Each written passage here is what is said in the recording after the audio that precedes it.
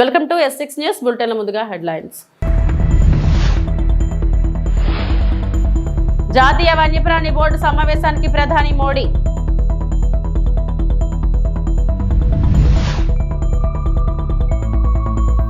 త్వరలో mega DSC ద్వారా 16,347 teacher పోస్టుల భర్తీ మంత్రి నారా లోకేష్.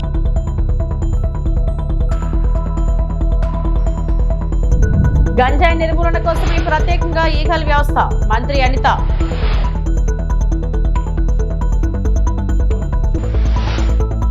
గుజరాత్లోని గిర్ వన్యప్రాణుల అభయారణ్యం ప్రధాన కార్యాలయమైన ససన్ గిర్లో జరిగిన జాతీయ వన్యప్రాణుల బోర్డు 7వ సమావేశానికి ప్రధానమంత్రి నరేంద్ర మోడీ హాజరయ్యారు. ప్రపంచ వన్యప్రాణుల దినోత్సవాన్ని పురస్కరించుకొని ఆయన చేసిన పర్యటనలో భాగంగా ఈ సమావేశం జరిగింది. అక్కడ ఆసియా సింహాల సంరక్షణ ప్రయత్నాలను హైలైట్ చేయడానికి ఆయన సింహ సఫారీని కూడా ప్రారంభించారు. 16వ ఆసియా సింహాల జనాభా అంచనాలను మోదీ ప్రకటించారు. మరియు జూనాగఢ్లో జాతీయ referral centre for wild life కు పునాది వేశారు.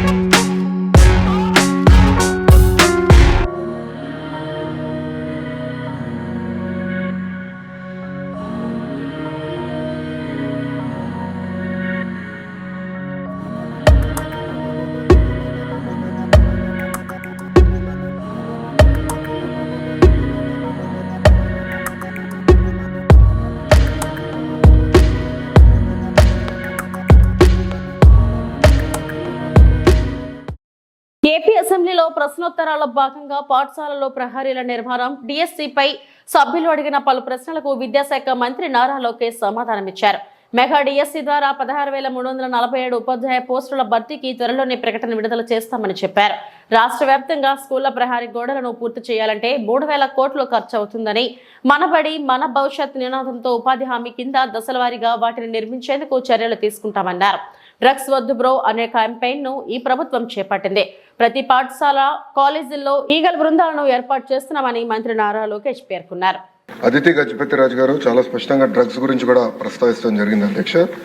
దాంట్లో ఇప్పుడు డ్రగ్స్ వద్దు బ్రో అనే క్యాంపెయిన్ మన ప్రభుత్వం చేపడటం జరిగింది అధ్యక్ష. ఈగల్ అని పోలీసులు అధికారులతో ఒక సంస్థ ఏర్పాటు చేసి ప్రతి పాఠశాలలో కంపల్సరీగా ఈగల్ క్లబ్స్ అనేది ఏర్పాటు చేస్తాంతో పాటు విద్యార్థుల చైతన్యం తీసుకొస్తూ డ్రగ్స్కి ఎందుకు దూరం ఉండాలి, ఒక డ్రగ్స్ వల్ల వాళ్ళే కాదు ఒక తరం ఎట్లా నాశనం అవుతుంది అనేది చెప్పేదానికి కార్యక్రమాలు చేపడుతున్నాం అధ్యక్ష. ఇది అన్ని పాఠశాలలకి కాలేజీలు కూడా మన ఇన్స్ట్రక్షన్స్ పాస్ చేసాం అధ్యక్ష. ఇప్పుడు 10వ తరగతి అదేవిధంగా మనకి ఇంటర్ బోర్డ్ ఎగ్జామ్స్ ఉన్నాయి కనుక ఇది పూర్తయిన తర్వాత మళ్ళీ అది యాక్టివేట్ చేస్తామని గౌరవ సభ్యులు నేను తెలియజేస్తున్నాను అధ్యక్ష. అంతేకాకుండా అధ్యక్ష, ఎందుకంటే గత ప్రభుత్వం నాడు నేడు కార్యక్రమం ద్వారా కొన్ని పాఠశాలల కడతం జరిగింది. అవి ఏమైనాయంటే ప్రభుత్వం ఇది 117 జీవో వల్ల ఆ పాఠశాలలు మూతపడింది అధ్యక్ష. విద్యార్థులు లేకుండా మూతపడింది, అంటే డబ్బులు ఖర్చు పెట్టారు, పిల్లలు లేరు అక్కడ. అలాంటి పరిస్థితి రాకుండా చూసుకోవాల్సిన అవసరం ఉంది అధ్యక్ష. అంతేకాకుండా అధ్యక్ష, నాడు నేడు పైన కూడా గతంలో అనేక ఆరోపణలు వచ్చినాయి, నాణ్యత లేదని కూడా వచ్చింది అధ్యక్ష. దానిపైన కూడా గౌరవ సభ్యులు ఇప్పుడు కోరారు, యాక్షన్ తీసుకోమన్నారు. తప్పనిసరిగా నేను నివేదిక తెప్పించుకుంటాను. గత ప్రభుత్వ హయాంలో గంజాయి సాగు రవాణా విచ్చలవిడిగా జరిగిందని ఏపీ హోంశాఖ మంత్రి వంగలపూడి అనిత తెలిపారు. అసెంబ్లీ ప్రశ్నోత్తరాల సమయంలో గంజాయి డ్రగ్స్ ను నియంత్రించేందుకు తీసుకుంటున్న చర్యలపై సభ్యులు అడిగిన ప్రశ్నలకు ఆమె సమాధానమిచ్చారు. గంజాయి నిర్మూలన కోసమే ప్రత్యేకంగా ఈగల వ్యవస్థను ఏర్పాటు చేస్తామన్నారు.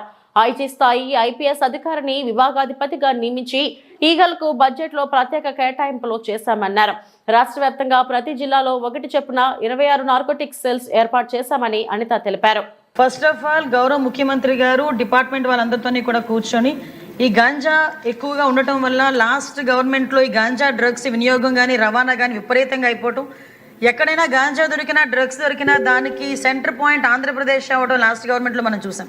దీని నేపథ్యంలో ఫస్ట్ ఆఫ్ ఆల్ ఈ క్రైమ్ రేటును తగ్గించాలి అంటే ఈ గాంజాను అరికట్టాలి, అదేవిధంగా డ్రగ్స్ని అరికట్టాలి అనే ఏకైక ఉద్దేశంతో గౌరవ చంద్రబాబు నాయుడు గారు సీఎం గారు ఒక ఏర్పాటు చేసుకుని ఈగల్ అని ఒక సపరేట్గా ఒక వింగ్ని కూడా ఏర్పాటు చేయడం జరిగింది అధ్యక్ష. దానికి ఆంధ్రప్రదేశ్ ప్రభుత్వం కూడా జీవోఎంఎస్ నెంబర్ 145 మొన్నకు ఇచ్చారు అధ్యక్ష. మొన్న బడ్జెట్లో కూడా ఈగలకి సపరేట్గా ఒక బడ్జెట్ని కూడా కేటాయించారు అధ్యక్ష. ఒక ఐజీ లెవెల్ ఆఫీసర్ని డిఐజీ లెవెల్ ఆఫీసర్ని ఏర్పాటు చేసి ఒక టీంని ఏర్పాటు చేయడమే కాకుండా ప్రతి జిల్లాలోని కూడా ఈగల్ టీమ్స్ని ఏర్పాటు చేయడం, అదేవిధంగా నార్కోటిక్ పోలీస్ స్టేషన్స్ని ప్రతి జిల్లాలో సుమారు 26 జిల్లాల్లోని కూడా అధ్యక్ష నార్కోటిక్ కంట్రోల్ సెల్స్ని ఏర్పాటు చేయడం కూడా జరిగింది అధ్యక్ష. ఇందాక మన సభ్యులు మాట్లాడుతున్నప్పుడు 11,000 ఎకరాల నుంచి మనకు 100 ఎకరాల వరకు రావటం అనేది సంతోషంగా ఉంది అని చెప్పారు. దీన్ని కూడా ఎలా కంట్రోల్ చేయాలి, దానికి సంబంధించిన ప్రతి ఇన్ఫర్మేషన్ కూడా డిపార్ట్మెంట్ వాళ్ళ దగ్గర ఉంటుందని చెప్పారు అధ్యక్ష.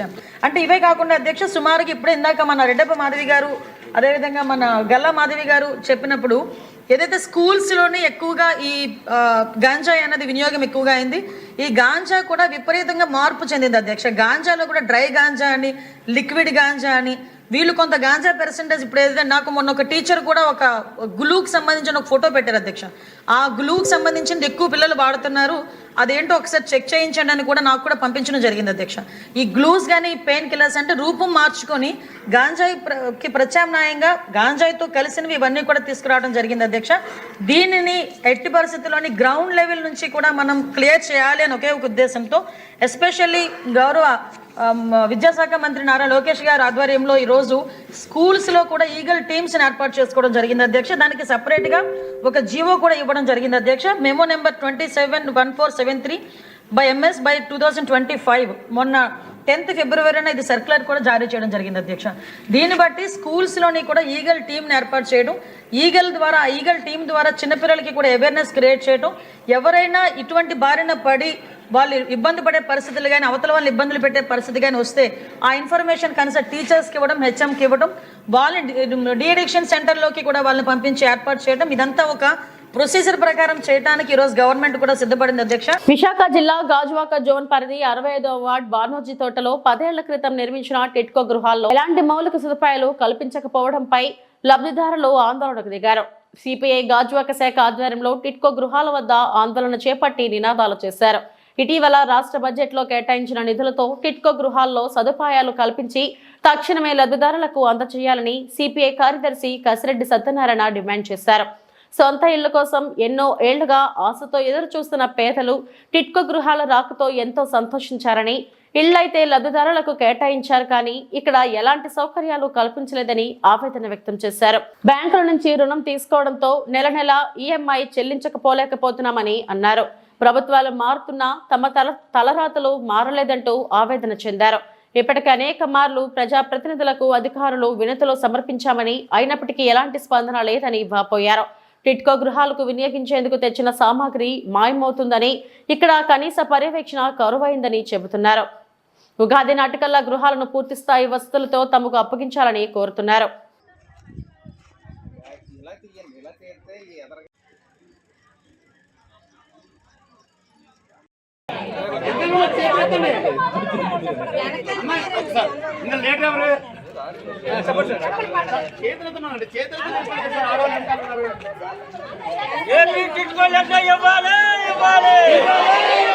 తోటలోని టిడ్కో హౌస్ 2015లో మేము కట్టాము. 2015, 16, 17 ఈ 3 సంవత్సరాల్లో కూడా అలాట్మెంట్ అయ్యాయి కదా అప్పటికి. కానీ ఇప్పుడు 10 సంవత్సరాలు అయ్యింది. ఇల్లులు అసలు ఏమీ బాగాలేవు, పూర్తిగా పాడైపోయాయి. మాకు మౌలిక సదుపాయాలు లేవు, కనీసం లోపలికి వెళ్ళడానికి దారి కూడా లేదు. మా పరిస్థితి ఏంటో తెలియదు. ఇంక ఎన్ని సంవత్సరాలు, ఇంకొక 10 సంవత్సరాలు ఇంకా ఇలా కానీ సాగితే ఇంకా ఇల్లు ఎందుకు ఉండడానికి కూడా పనికిరావు. ఇంకా అవి ఇల్లు ఇచ్చినా మేము ఏం చేసుకోలేము, ఉపయోగం లేదు. మా డబ్బులన్నీ ఎట్టిపోయాయో మాకు తెలియట్లేదు. కట్టిన డబ్బులు మేము ఎవరికి అప్పులేము, బాకీ లేము. కానీ మేము ఇంకా రుణాలు కడుతున్నాం బ్యాంకులకి. ఇప్పుడు కట్టలేని వాళ్ళు కట్టడం కూడా మాని, అది కూడా సివిల్ స్కోర్లు పడిపోయి ఉన్నాయి. వాళ్ళు కూడా అన్ని విధాలు కూడా ఏదో విజయమాలి వెళ్ళిపోయినట్టు మేము వెళ్ళిపోతామేమంటే మమ్మల్ని పట్టి పీగుతున్నారు. కానీ మరి ఇంకేం ఉపయోగం లేదు. బ్యాంకులు అలాగే తిన్నారు. వీళ్ళు చూస్తే ఎక్కడ ఎటువంటి కూడా ఆన్సర్ లేదు. మీ జనాలందరూ ఏమైపోలో తెలియక ఇంకా ఇల్లుల మీద ఇంకా ఆశలు వదిలేసుకోవాలా, ఒక పక్క లోన్లు కట్టుకోవాలా, అసలు పరిస్థితి ఏంటో తెలియట్లేదు. కనీసం డబ్బులు శాంక్షన్ అయ్యి అన్నారు, ఆ డబ్బులు ఎట్టిపోతున్నాయో తెలియట్లేదు. మా వర్కులు అసలు అవుతాయో లేదో తెలియట్లేదు. ఎంత బాధపడుతున్నా సరే ఎక్కడ గవర్నమెంట్ నుంచి కానీ ఎక్కడి నుంచి ఏ స్పందన లేదు. కనీసం మా బానర్జీ తోట లాస్ట్ టైం మేము పోరాటం మొదలుపెట్టిన నుంచి ఇది ఒకటి ఉన్నదని కూడా తెలియదు. ఇంకా అసలు అవి కనీసం లోపలికి వెళ్ళడానికి కానీ చూడటానికి కూడా లేదు అసలు ఎక్కడ కూడా దారి. దీని పరిస్థితి ఏంటో కూడా మరి మాకేం తెలియట్లేదు. మాకు ఈ రోజున ఇల్లు వీళ్ళందరూ డబ్బులు కట్టి కూడా 10 సంవత్సరాలు కావస్తూ ఉంది. ఒక ప్రభుత్వం మీద ఇంకో ప్రభుత్వం, ఇంకో ప్రభుత్వం మీద మరి ఇంకో ప్రభుత్వం, వీళ్ళ కొంటు సాకులు పెట్టి వీళ్ళందరినీ కూడా నడి రోడ్డు మీద వదిలేశారు. వీళ్ళు ఏదైనా రాష్ట్ర ప్రభుత్వానికి బాకీ ఉన్నారా అంటే లేరు. మనమైనా ఏదైనా ల్యాండ్ కొన్నట్టయితే పూర్తిగా సేల్ డీడ్ ఇచ్చినట్టయితే హక్కుదారులు అవుతాం. అటువంటి హక్కుదారులు వీళ్ళు దాదాపు 45 కోట్ల రూపాయలు చెల్లించి ఉన్నారు. డిపాజిట్ల ద్వారాగా 17 కోట్లు, అలాగే బ్యాంకు లోన్ల ద్వారా వీళ్ళు ప్రతి ఒక్కరికి 3,65,000 రూపాయలు బ్యాంకుల ద్వారా లోన్లు ఇప్పించి ఆ లోన్లు రిక్వైర్మెంట్ చేసుకొని గవర్నమెంట్ దాని మీద విలాసాలు చేసింది. అంటే వీళ్ళు దాదాపు 45 కోట్ల రూపాయలు వీళ్ళు కట్టారు. అలాగే సీఎం నిధి నుంచి, అలాగే పిఎం నిధి నుంచి వీళ్ళు ఎలక్షన్లో ప్రకటించుకున్నటువంటి ప్రకటనలోకి ఆ చూపించేటటువంటి ఉత్సాహం ఈరోజు ప్రజలకు ఇచ్చేటప్పుడు లేదు. ఎందుకంటానంటే ఇది కేంద్ర ప్రభుత్వం ప్రతి ఇంటికి 4 లక్షల రూపాయలు ఇచ్చింది. వాళ్ళు కూడా దీంట్లో షేర్ ఉన్నారు. అలాగే రాష్ట్ర ప్రభుత్వం దాదాపు 2,50,40,000 రూపాయలు సబ్సిడీ కింద వీళ్ళకి జమ చేశారు. ఈ డబ్బు ఆ డబ్బు కలిపితే దాదాపు 80 కోట్ల రూపాయలు వీళ్ళందరికీ కూడా ఈ బానోజు తోట ఒక్కదానికి చెప్తున్నా, ఈ బానోజు తోట ఒక్కదానికే 1000 ఇళ్ళకి సంబంధించినటువంటి వ్యవహారం అనేది మాట్లాడుతున్నా. దీనికి సంబంధించి 80 కోట్ల రూపాయలు వీళ్ళు ఆల్రెడీ ప్రభుత్వానికి చెల్లించున్నారు. ప్రభుత్వం తరపు ప్రభుత్వ బ్యాంకులు జమ చేస్తున్నారు. దాని మీద సేల్ డీడీలు ఇచ్చారు. మరి ఇంత దాదాపు 10 సంవత్సరాలు ఆలస్యం అవడానికి కారణం ఎవరు? ఇది ప్రభుత్వం యొక్క నిర్లక్ష్యం, మోసం కాదా? ఎవడైనా సిట్టింగ్ చేస్తాడు, సిట్టింగ్ కేసు పెడతాం. ఎవరైనా మోసం నుంచి మనం డబ్బులు తినేస్తుంటే వాళ్ళు జోలికి పోతాం, వాళ్ళని మనం ప్రయోగాలు చేస్తాం. అటువంటిది ఇక్కడ ఉన్నటువంటి లబ్ధిదారులు ఎంత నష్టపోతూ ఉంటే. అంబేద్కర్ కోనసీమ జిల్లా రావులపాలెం రూరల్ సర్కిల్ పరిధిలో వివిధ కేసుల్లో పట్టుబడ్డ 15 లక్షల విలువైన మద్యం బాటిళ్లు, నాటు సారాను సోమవారం పోలీస్ ఎక్సైజ్ అధికారులు ధ్వంసం చేశారు. Ravulapalem town rural CI M Sekhar Babu, CH Vidyasagar, assistant excise superintendent ఆధ్వర్యంలో రావులపాలెం గౌతమి గోదావరి లంకలో ఈ కార్యక్రమం నిర్వహించారు. 296 కేసుల్లో పట్టుబడిన 1944.5 లీటర్ల నాటుసారా, ఎన్డీపీఎల్ మద్యం 9,456 బాటిళ్లు, డిప్యూటీ పెయిడ్ మద్యం 2,231 బాటిళ్లను జేసీబీ సాయంతో ధ్వంసం చేశారు. జిల్లా ఎస్పీ కృష్ణారావు ఆదేశాల మేరకు ఈ కార్యక్రమం నిర్వహించామని సిఎస్ శేఖర్ బాబు తెలిపారు.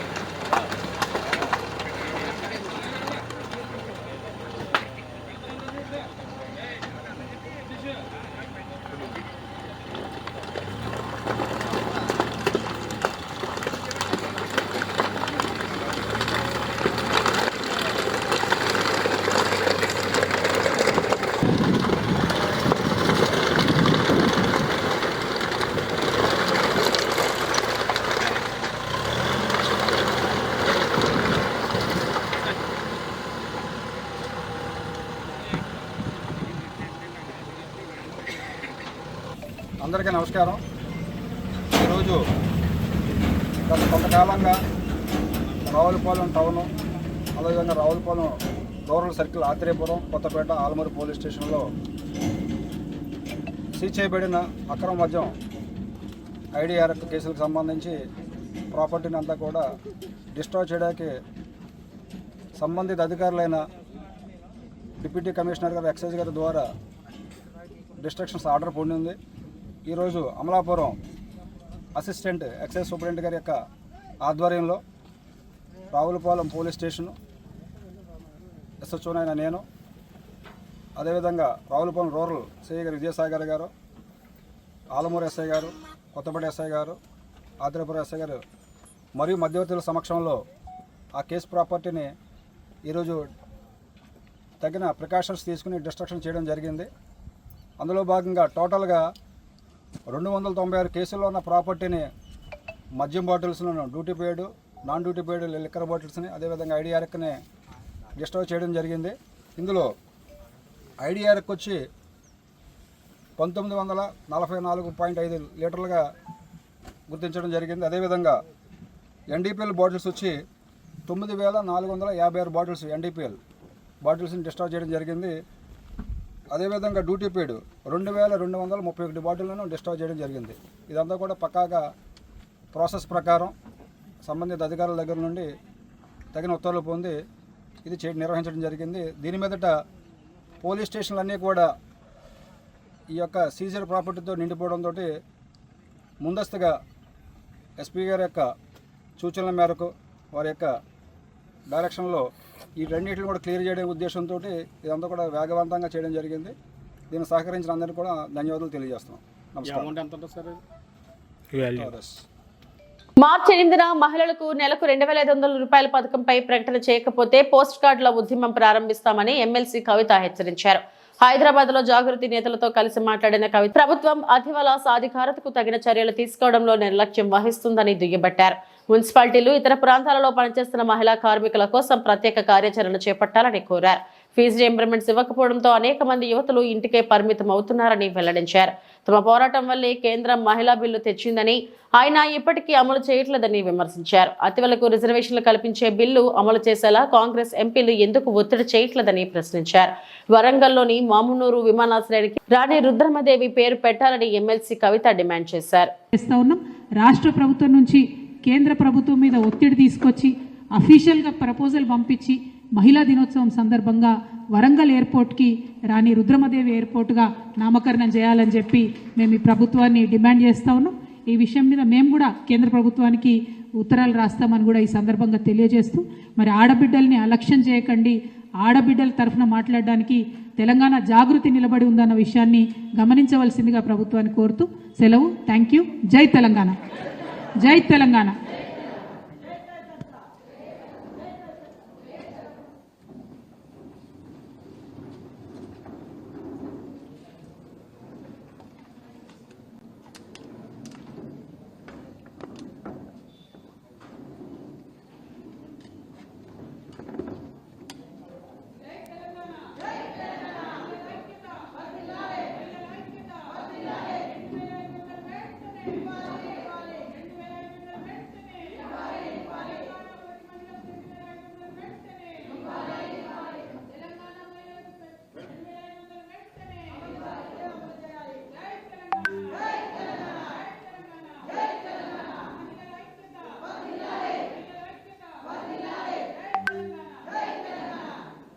అనకాపల్లి జిల్లా రాష్ట్ర బడ్జెట్ లో ఉత్తరాంధ్రకి ప్రత్యేక ప్యాకేజ్ ఇచ్చిన రాష్ట్ర ముఖ్యమంత్రి వర్యులు నారా చంద్రబాబు నాయుడుకి, ఉప ముఖ్యమంత్రి పవన్ కళ్యాణ్ కి ప్రత్యేక ధన్యవాదాలు తెలియజేసిన అనకాపల్లి నియోజకవర్గ జనసేన పార్టీ ఇన్ఛార్జ్ భీమర్శెట్టి రామ్ కి రైతుల మీద ఉన్న మక్కువతో పోలవరం 7వ కాలువకి 1700 కోట్లు ఈ బడ్జెట్ లో కేటాయించడం ఎంతో ఆనందంగా ఉన్నదని కూటమి నాయకులు అన్నారు. అప్పటి మంత్రివర్యులు, ప్రస్తుత శాసనసభ్యులు కొడతల రామకృష్ణ రైతులను దృష్టిలో పెట్టుకుని 2005లో సుజల స్రవంతికి శంకుస్థాపన చేశారన్నారు.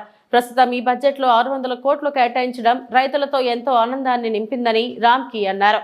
అలాగే ఉప ముఖ్యమంత్రి పంచాయతీరాజ్ ద్వారా 16,000 కోట్ల రూపాయలు కేటాయించడం ఎంతో ఆనందంగా ఉన్నదని అన్నారు. బడ్జెట్లో ఉత్తరాంధ్రకి ఎంతో రైతులకు మేలు చేకూర్చే విధంగా బడ్జెట్ ఉందని తెలిపారు. ఈ కార్యక్రమంలో కూటమి నాయకులు పాల్గొన్నారు. పేద బడుగు బలహీన వర్గాలకు అలాగే రైతన్నలకు అండగా బడ్జెట్ తీసుకొచ్చిన ఈ కూటమి ప్రభుత్వానికి ప్రత్యేక ధన్యవాదాలు తెలియజేసుకుంటూ, అలాగే ఉత్తరాంధ్రకు ఎంతో వనరులు సమకూరేలా ప్రత్యేకంగా దృష్టి పెట్టిన నరేంద్ర మోడీ గారికి, అలాగే మన ప్రీతమ నాయకులు ముఖ్యమంత్రి చంద్రబాబు నాయుడు గారికి, అలాగే మన ఉప ముఖ్యమంత్రి కొణిదెల పవన్ కళ్యాణ్ గారికి ప్రత్యేక ధన్యవాదాలు తెలియజేసుకుంటూ, ఈరోజు పోలవరం ఎడమ కాలువకు 1700 కోట్లు కేటాయించడం చాలా ముఖ్యమైన అంశం. ఎంతోమంది రైతన్నలకు అండగా నిలవడానికి, రైతన్నలు ఎప్పటి నుండో చూస్తున్న కలను సాకారం చేసిన ముఖ్యమంత్రి చంద్రబాబు నాయుడు గారికి, అలాగే ఉప ముఖ్యమంత్రి పవన్ కళ్యాణ్ గారికి మా కూటమి తరపున, అనకాపల్లి నియోజకవర్గం తరపున ప్రత్యేకంగా కృతజ్ఞతలు తెలియజేసుకుంటున్నాం. అలాగే మీ అందరికీ తెలుసు, 2005వ సంవత్సరంలో మన ప్రీతమ నాయకులు కొనతాల రామకృష్ణ గారు సుజల స్రవంతికి శంకుస్థాపన చేసి ఎంతో ప్రాముఖ్యతనిస్తూ సుజల స్రవంతి కోసం ఎంతో పోరాడడం మీ అందరికీ తెలిసిన విషయమే. ఈరోజు సుజల స్రవంతికి 600 కోట్లు కేటాయించడం చాలా సంతోషకరం. వాళ్ళందరూ కూడా ముఖ్యమంత్రి గారికి ఉప ముఖ్యమంత్రికి ప్రత్యేక కృతజ్ఞతలు తెలియజేసుకుంటున్నాం. ఎందుకంటే దీనివల్ల రైతన్నలకి ఎంతో అండగా ఉండి ఒక పండగ వాతావరణం తెచ్చారు. మన కూటమి ప్రభుత్వం వచ్చాక అన్ని విధాలా కూడా సహాయం చేస్తున్న మన ముఖ్యమంత్రి గారికి ప్రత్యేకంగా కృతజ్ఞతలు తెలియజేసుకోవడానికి ఈ సమావేశం ఏర్పాటు చేయడం అయింది.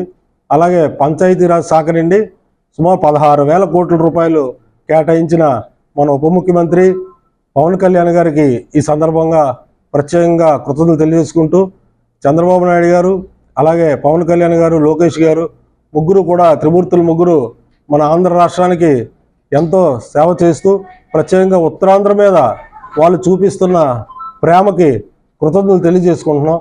Thank you. వైకాపా నేత సినీ నటుడు పోసాని కృష్ణమురళిపై ఏపీ వ్యాప్తంగా 17 కేసులు నమోదయ్యాయి. ఈ నేపథ్యంలో రాజంపేట జైలు అధికారులు ఉన్నతాధికారుల అనుమతితో పోసానిని పల్నాడు జిల్లా నరసరావుపేట పోలీసులకు అప్పగించారు. కాసేపట్లో పోసాని కృష్ణమురళిని నరసరావుపేటకు తీసుకెళ్లనున్నారు. క్రైమ్ నెంబర్ 142/2024 కింద పోసానిపై నరసరావుపేట 2 టౌన్ PS లో 153, 504, 67 సెక్షన్ల కింద కేసు నమోదు చేశారు. నరసరావుపేట పోలీసులకు అప్పగించే ముందు పోసానికి వైద్య పరీక్షలు నిర్వహించనున్నారు.